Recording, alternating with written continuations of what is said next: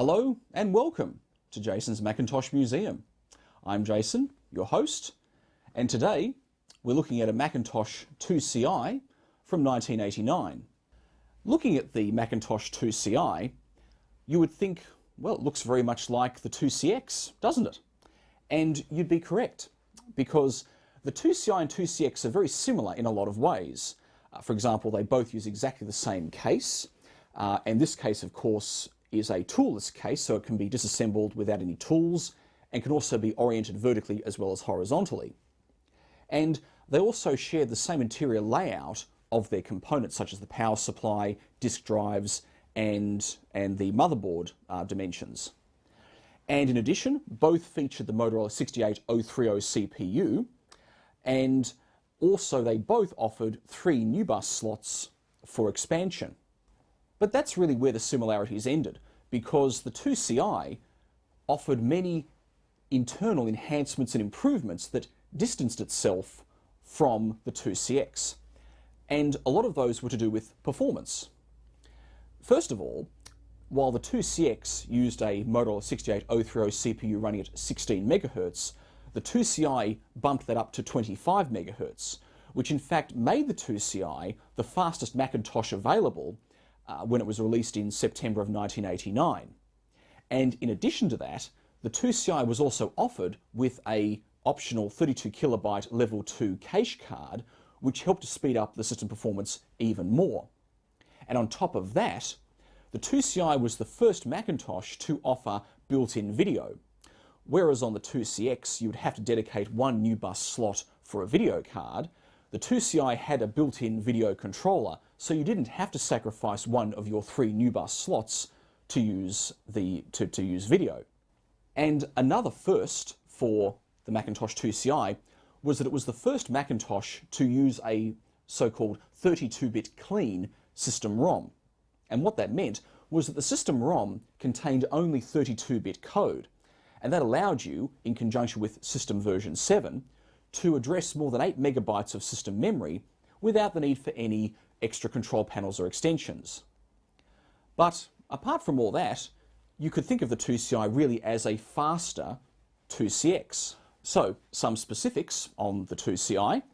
It was introduced in September of 1989 and discontinued in February of 1993. So it actually was a very long-lived Macintosh, and it actually was only discontinued after the 040 series Quadra machines came out. So it was on the market for quite a long time. It had a 25 MHz Motorola 68030 CPU, along with the 25 MHz 68882 numeric coprocessor. It had 1 megabyte of memory as standard. I think you could order it, but I think with 2 megabytes as well. And you could expand it up to 128 megabytes of system memory due to the 8 30-pin SIM slots that it had. And in addition, of course, you had the optional 32 kilobyte level 2 cache card, which certainly improved performance quite a bit. You had on-board video, which gave you a resolution of 640 by 480 in 8-bit color, and you also had 3 new bus slots for extra video cards or any other expansion cards that you wanted to put in. You could have a 40 or 80 megabyte hard disk and a single 1.4 megabyte SuperDrive as standard. So that's the details on the Macintosh IIci. So let's have a closer look at the machine. Here is the front view of the Macintosh IIci, and you can see that just like the IIcx, and in fact the Quadra 700 that also used the same case, the IIci featured all of Apple's Snow White design language elements. So you had the horizontal grills on the front, the horizontal grills on the side and on the top. But it was exactly the same case as both the IIcx and the Quadra 700, although the Quadra 700 did have a slightly different front panel layout, but essentially it was the same. So starting at the top, we have all the horizontal grills on the top, and over in the top right we have the power. No, that's not the power indicator. That is the hard disk activity indicator. for the built-in hard disk. Below that we have the 1.4 megabyte Apple SuperDrive, and then down in this corner we have the Macintosh IIci nameplate and logo, and we have the reset and interrupt switches below that.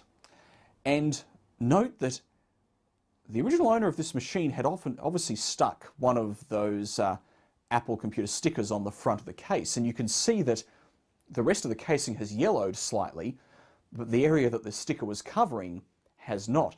So we might have to do a bit of retro brighting on this at some point. And then in the bottom right corner we have the power LED. And just to illustrate how similar the IIci is to the IIcx, I'm going to get hold of a IIcx, put them alongside each other, and you can see how similar they are. So as you can see here, we actually have a IIcx alongside a IIci, and apart from the slight yellowing of the, the case on the IIci, there's very little to tell them apart. The only difference really is the name. IIcx versus IIci. Although the other difference is apparent when you look at the back. Because the IIci has built-in video and the IIcx does not, the IIci has a monitor out port on the back. But for now, let's get back into the IIci and have a look at that. So here's the side view of the IIci, and if you look closer you can see the 4 slots, one in each corner of the case, which allow you to insert the rubber feet, which would normally sit on the bottom of the case, into these slots, and by doing so you can actually have the machine running in its vertical orientation. So it's quite a handy feature for those who didn't have much space on their desk. In fact, here's one of the plastic feet that the IIci would have had, and I think you put it in like this, I think. No, you put it in like this. So you do the same in all 4 corners, and then you can tip the case up on its side and use it that way. Here's the rear view of the IIci, and starting from the top we have the 2 latches that you have to release in order to take the top cover off, one on each side. We have the power output port for a monitor, which is switched with the main power supply. Then we have the power inlet down here. We have the fan outlet for the power supply here. And here we have the information tag. So you can see Macintosh 2, focus. No, doesn't want to focus on that. Come on, focus. There we go.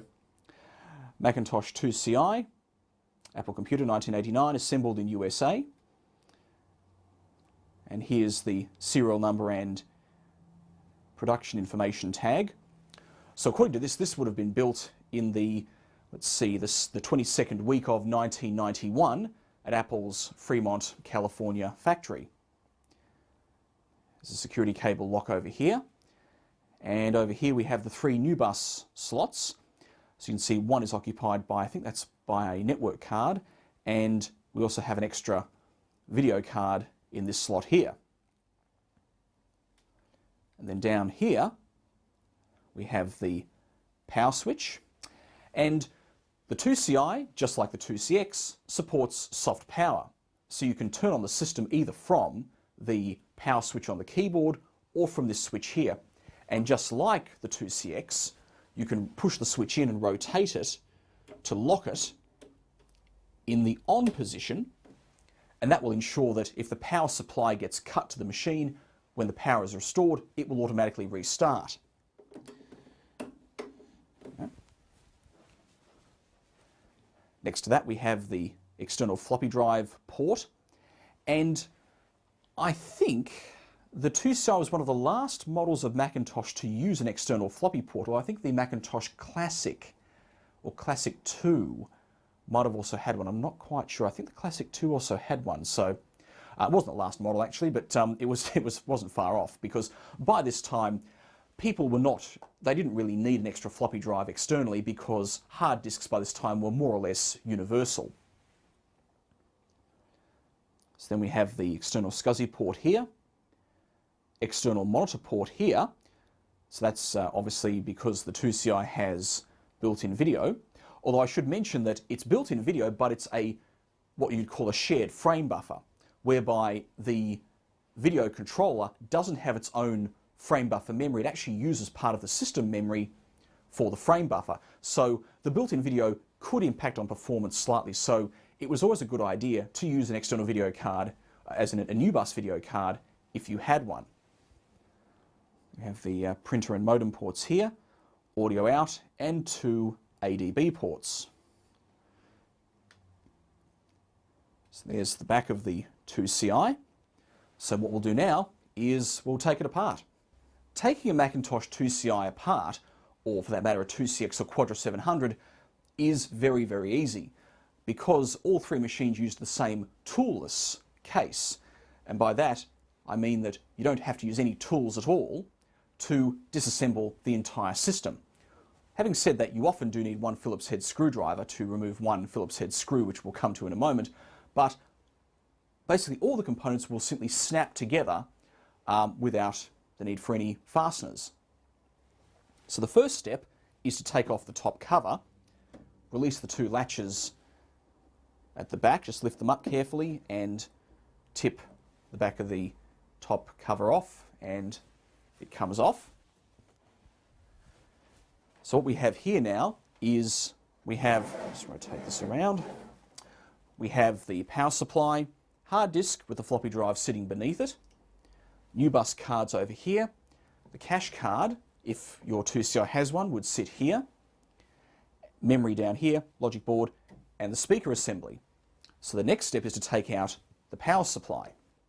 Now to do that, well, admittedly you probably want to take the cache card out first, because there is a plastic clip you have to get to release the power supply, and it's a bit tricky when the cache card is in the system, so we'll remove that first. And to do that, you simply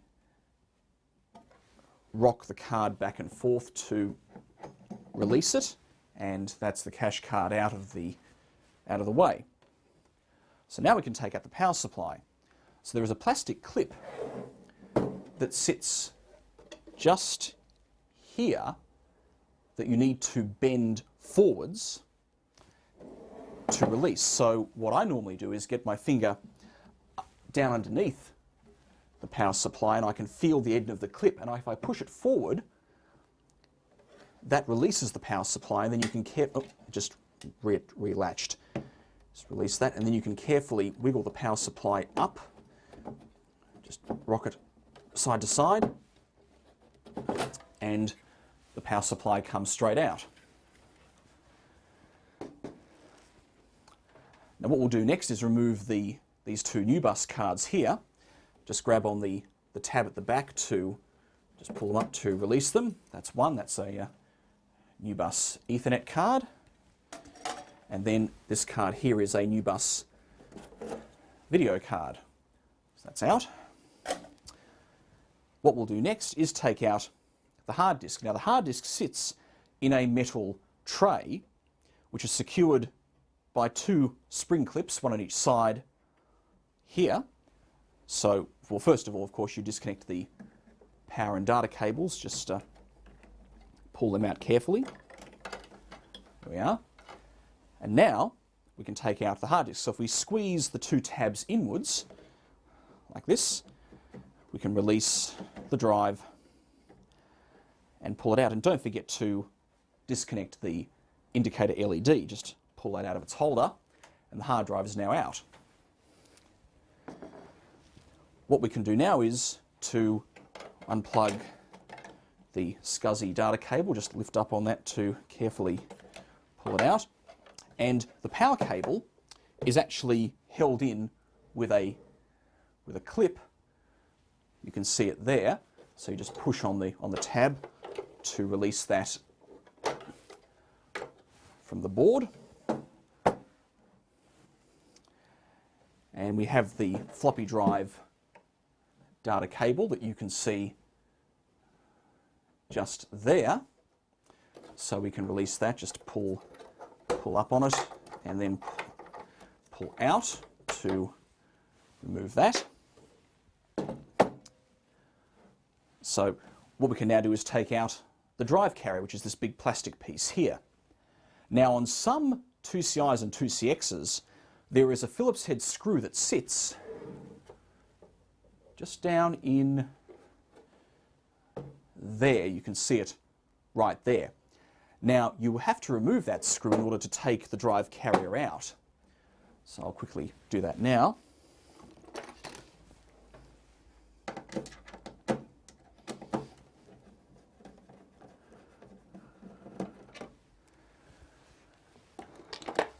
Okay, so that screw is now out.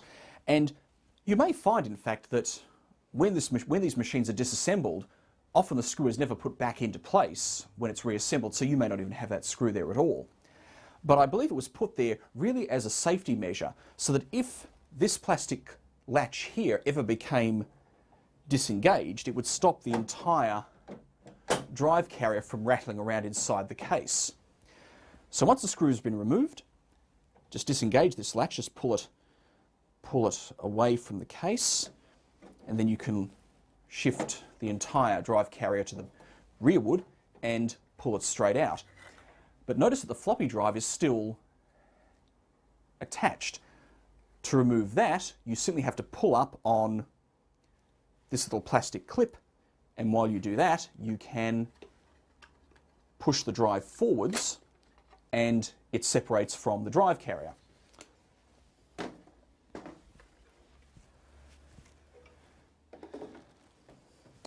Now the next step is to take out the speaker, because the speaker in fact is what secures the mainboard into the system. The mainboard is in fact secured by little plastic clips that you can see around the board, but when it's inserted into the case, the speaker is connected here to prevent the motherboard from being pushed backwards. So to remove the speaker, once we disconnect the connector from the logic board, there is a little plastic tab here you have to push up on, and at the same time you can rotate the speaker assembly backwards to release it. So push up on this little tab and then rotate the speaker back and it comes straight out. Now we have to remove the reset and interrupt switches over here. So you just pull up on this tab to release them and then pull them back out of the case. And at this point we can take the motherboard out. And all you have to do is to push it gently forwards.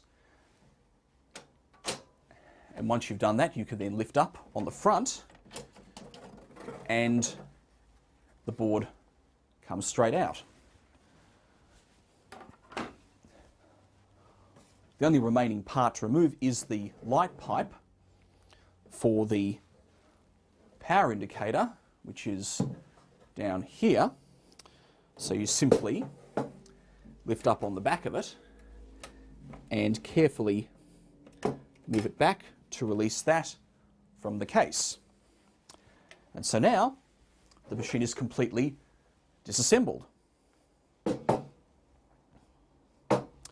So now we've got the machine taken apart, we'll have a closer look at the components.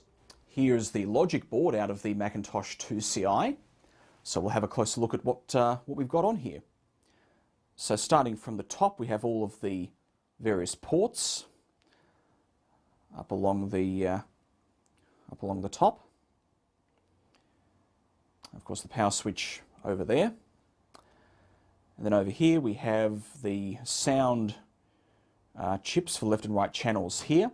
And you'll see that I have had to recap this board, as is the case with most of these old Macintosh logic boards. So just bear in mind that there are little electrolytics sticking up everywhere, because this board originally had the standard surface mount tin can electrolytics, which of course go bad. So they've all been replaced with these radial electrolytics. So moving on from there, we've got, I think they're the bus Probably transceivers for the serial and or the modem and printer ports.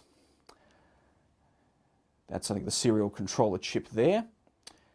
Here is the DAC, the digital to analog converter for the onboard video. SCSI controller here. The floppy controller here. The ADB controller here. There's the board's serial number sticker. VIA, I'm not sure what the VIA is. Maybe someone can enlighten me on that. RBV. Now, I think this chip is partially glue logic, but also contains the onboard video controller, if I remember correctly. We've got some clock crystals down here, and I would say these would all be for different functions of the board that have to run at different speeds. But the clock crystal for the actual CPU is actually in a different location on the board. Over here we have, first of all on the right, we have the slot for the level 2 cache module, the one that looks like an elongated NUBUS slot. And then to the left of that we have the slot for a ROM SIM, because apparently some 2CIs did have their ROM on a SIM that plugged into this socket. Now, this one has its ROM soldered to the logic board, but I presume they put the ROM SIM on there in case you ever had to upgrade the ROM for any reason. The Apple sound chip is there. We have these two bus transceivers for the NUBUS slots, and the NUBUS slots themselves are over here. So we have 3 of them. Moving on there, here is the Motorola 68882 numeric coprocessor, clocked at 25 megahertz. ROM select, that is the jumper that you would remove if you're using a ROM SIM rather than the onboard ROM. I've got the main CPU here, the Motorola 68030 running at 25 megahertz. The power supply connector there. We have the SCSI port for the internal hard disk and the floppy port. Power connector there for the SCSI hard disk. MDU, I presume that's another glue logic chip. And there's the 50 megahertz clock crystal for the main CPU. Real-time clock controller there. That's where the PRAM battery would normally go. We have the 4 ROM chips here, power LED down here, and we have the memory slots here. Now the 2CI, just like the 2CX, has 8 30-pin SIM slots, so you can take it up to 128 megabytes of onboard memory. Now I think on this machine it has 4 4-megabyte SIMs and 4 1-megabyte SIMs to give us a total of 20 megabytes. New chip, I presume that's the main NUBUS controller there. That's probably the clock crystal that runs it. Now we have here the PGC. This in fact is the parity, well this would be where the parity memory controller would sit if this board was optioned with that. Because the 2CI had the option of being ordered to accept parity memory. Now I believe that was because, if I remember correctly, Apple wanted to supply machines to, I think it was to the US government back in the day. And I have a feeling that one of the requirements in order to quote for that or quote for that business was that your machines had to accept parity memory. And so I think the 2CI was in fact the first Macintosh ever designed with parity memory in mind. Now obviously there were 2 versions of the logic board. One that had the parity memory controller on it, one that did not. So this one doesn't have it, but that's where the controller would go if it did accept parity memory. Reset and interrupt switches here, speaker connector there, and I think, there's the information tag, Apple Computer Incorporated, copyright 1989. So that's the logic board out of the Macintosh 2CI. So let's have a look at the new bus cards. Here are the two new bus cards that were in the Macintosh IIci. Now, both of these, of course, are aftermarket cards. Neither of these would have been in the machine when it was new, but they've been added to expand the system's capabilities. Now, the one on the left is a Farallon Ethermac new bus card. So this would be a 10 megabit Ethernet controller, which supports both the AUI and Ethernet or the RJ45 connectors. So there's not much actually on this card. In fact, it's very well integrated. So we have I presume that's probably the boot ROM there, probably some buffer memory there. The main controller is actually looks like made by National Semiconductor there, copyright 1994, and not much else. I presume that's probably where the coaxial 10 base 2 connector would be if this card had it, but all it has is the AUI port here and the RJ45 port here. And of course it's a new bus card, and there's the connector for that. Now the card on the right is a Radius 24-bit graphics card. In fact, it is a Precision Color 24X.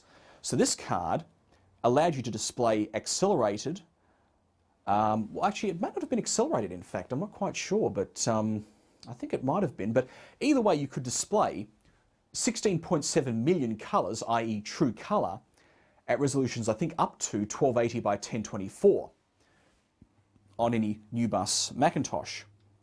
So you can see we have all the video memory up here. I'm not quite sure how much memory the card has, but it would have to be several megabytes, I would say, in order to give you those resolutions and colour depth options. We have the Radius controller here. Well, there's two of them. The two controller ICs there. Copyright 1993. There's the standard Macintosh monitor out port. The Brooktree RAM DAC for the controller, digital to analog converter. Not much else on the card. Oh, there's the ROM chip. Looks like a flash ROM actually, by the looks of it. And the new bus connector there. So there are the new bus cards. So we'll now have a quick look at the hard disk. Now before we look at the hard disk, I almost forgot, this is the level 2 cache module or cache card out of the IIci. As you can see that it's the Macintosh IIci cache card for use with Macintosh IIci only. There's the serial number there. The actual cache controller here. The cache static RAM over here. And we also have what's called tag static RAM. I'm not really sure what that's for, but obviously it's important. And we have the elongated new bus style connector down here. So that's the cache card. So now we'll move on and look at the hard disk. Here is the hard disk that was in the Macintosh IIci. Now I should mention it's not the disk that would have originally come with the machine, because at the time you could have either a 40 or 80 megabyte hard disk. This one's actually a 230 megabyte disk, but it is approximately the same age, and it is in fact an Apple branded quantum hard disk. You can see the 230 megabyte sticker there. This is a Quantum Pro Drive LPS made in Japan, and it's really just a standard 50-pin SCSI hard disk. So you can see we have the 50-pin connector there, and the power connector, and on the bottom we have the various drive electronics. So you can see that there. So just a standard SCSI hard disk, nothing too fancy there. So that's all we have for this video on the Macintosh IIci. What we'll do now is, in the next video, we'll reassemble the IIci, we'll power it on, and demonstrate a couple of old games. So I hope you enjoyed the video, And thank you for watching, and stay tuned for part 2.